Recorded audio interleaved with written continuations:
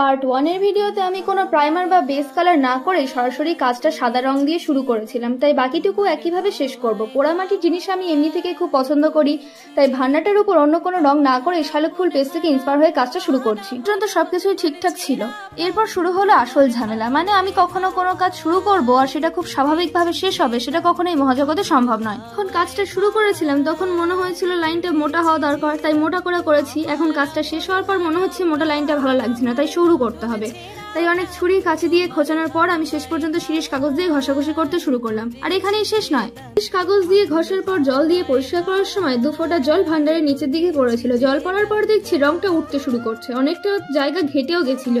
আমি ভাবলাম ফেব্রিক কালারে তো এরকম হওয়ার কথা নয়। তারপর দেখলাম আমি যে রংটা ব্যবহার করছি সেটা ফেব্রিক নয়, স্টুডেন্ট পোস্টার কালার।